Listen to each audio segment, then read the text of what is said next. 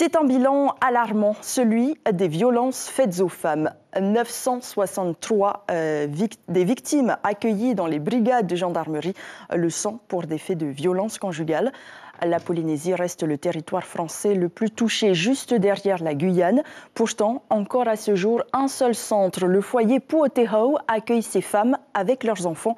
Une lente et difficile reconstruction. Témoignage recueilli par Lucille Guichet-Tirao et Rowan Potour.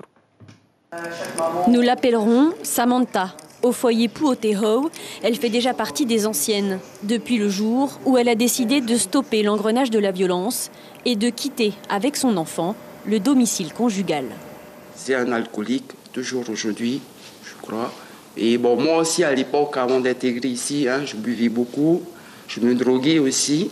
Avant mon bébé, on se bagarrait souvent. Mais après mon bébé, c'était plutôt des violences psychologiques. C'était plutôt des insultes que je n'ai pas supportées et que moi, personnellement, je l'ai agressé avec un couteau. Ce qui fait que j'ai failli aller en prison. C'était la défense, on va dire. Ouais. Continuer positif.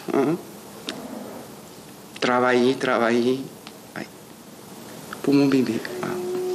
Aujourd'hui, Samantha commence tout juste un emploi. Elle attend un logement. Au foyer Puotehau, les femmes bénéficient d'un accompagnement spécifique, à condition qu'il reste de la place.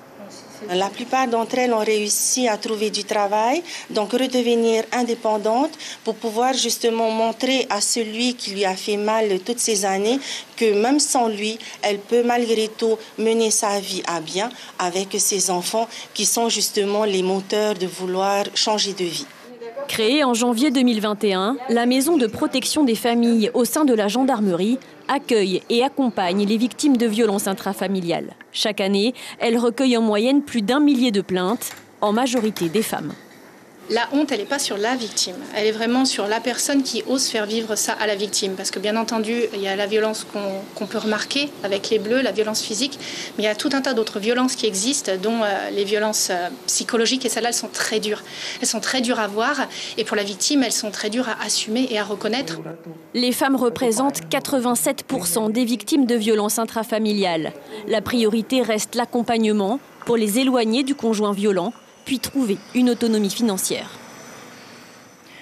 Et pour marquer cette journée internationale, le Conseil des femmes organisait une marche blanche pour rendre hommage aux Polynésiennes, je cite, qui souffrent ou qui nous ont quittés trop tôt, mais aussi pour sensibiliser la population. Et le moins que l'on puisse dire, c'est qu'il y a encore du travail.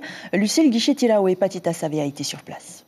Oui, elles sont seulement une cinquantaine de personnes rassemblées cet après-midi à Piré, partie du foyer Puotehau qui accueille ces femmes et ces enfants victimes de violences intrafamiliales pour rejoindre le CHPF, l'hôpital du Taoné, tout un symbole là où elles sont accueillies en cas de violences graves, physiques, et rejoindre ensuite la mairie de Piré.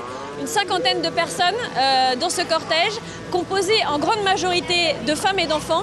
Et ça en dit long sur le chemin qu'il reste à accomplir au sein de la société, puisque les femmes et les enfants restent les premières victimes de ces violences intrafamiliales. Elles sont donc une cinquantaine seulement, habillées de blanc, symbole de paix, alors que chaque année en Polynésie, plus de 800 femmes déposent plainte victimes de violences conjugales. L'information en continu sur Polynésie la première, Internet et réseaux sociaux.